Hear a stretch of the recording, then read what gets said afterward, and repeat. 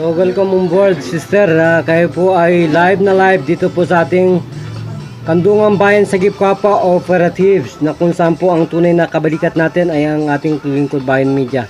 Tony Falcon ang sumisigaw at nagbigay daan po para po mabuksan ang lahat po ng kaisipang pangkalusugan ng bawat mamamayan ng bansang ito ng Pilipinas. So ilan na pong taong kayong naghihirap sa inyo pong nilalapit na problemang hika sa atin, ubo, sipon? Mga ano na doon, ang 10 taon na. Puso po rin yan, kasama yan Para pong tatay namin kayo, may COPD, Chronic Obstructive Pulmonary Diseases. Doon po kayo pupunta. Na walang kagamutan, namatay na ang King of Comedy sa kapalpakan ng mediko. Kung ako nagsisinungaling, magpakamatay po tayo. Mga doktor, ng isang oras na kayo tulog na walang hininga. Pag bumangon pa tayo lahat dito sa Pilipinas, humawak na po kayo ng katana ng samurai sa ninja. Pwede na po kayo magpatihulog sa mga bangin at tumalpak sa matataas po na tori ng building. Ganun po ang mga ninja. Kung ayaw kayo maniwala, magpaturo kayo sa Okinawa. Ganun po ang hamon namin sa lahat po ng hindi naniwala sa Diyos. Kaya po nga ang bansa nga po naging superpower dahil sa katalinuhan ng mga to. So nasana po ang inyong hika ngayon sa madaling salita? Nawala na doon. Ay, hindi ako niniwala sa iyo. Magtatanong ako dito. Ay, ano sabi mo? Wala na? Okay. Brother, naniwala ka? Patatalunin ulit natin to dahil sabi niya, tumalong ka kanina ng 21, napagado pa kayo? Hindi po. So, sino pong doktor natin ngayon kung talagang may panghawakan tayong ebidensya na kayo may sakit na ganito? Sino pong doktor yan? Hindi po yung dating doktor natin. Hindi po kayo nagpapadoktor.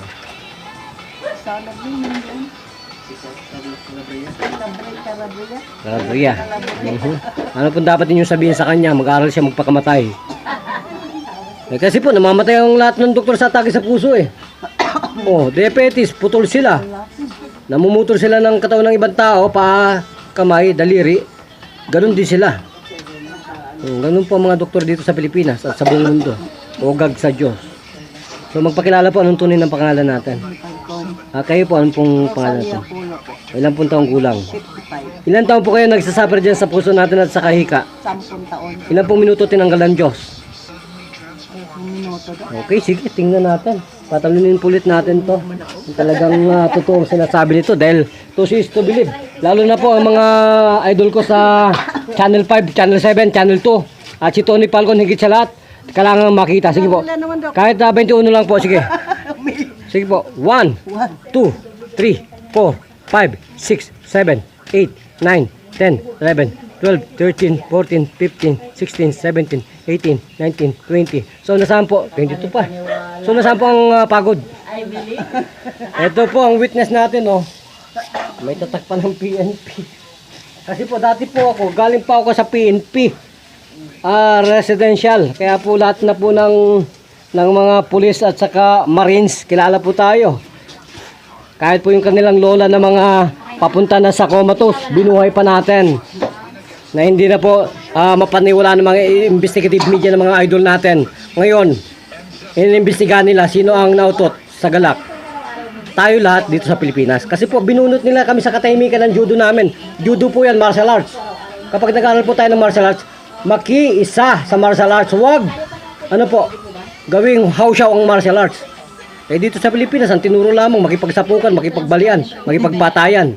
Hindi na po uso yun ngayon. Sa Diyos po, magmahalan. Yan po ang patakaran po ni Buddha, ni Allah, ni Jesus Christ. Magmahalan, tama ba? So, magpasalamat na po kayo, sister. Maraming salamat. Tony Falcon po yan. Falcon. Yan po ang kakibat. So, gaano po kayo napaligay ng Diyos ngayon? Salamat. Bakit po sa 10 taon talagang hirap na kayo? Hirap na po ako. Kaya ngayon, parang Ayan po, dito lang po tinutusok yan. Kaya na po ang mag-judo ng sarili natin. Okay, wala na po ba kayong dadagdag? wala na po. So, tahimik na po kayo sa pananampalataya ngayon. Wala.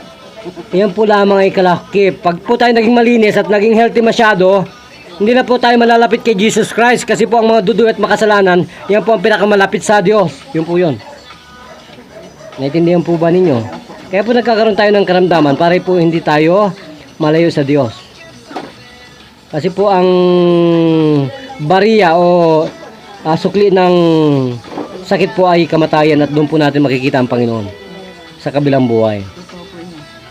Pero pag nandito po tayo, tayo po yung enlightenments na tinatawag natin sa ating pong grupo, the enlightenments of the huge Guangduin, ay wala pong magkakaroon ng problema sa puso at sa lahat po ng karamdaman sa katawan.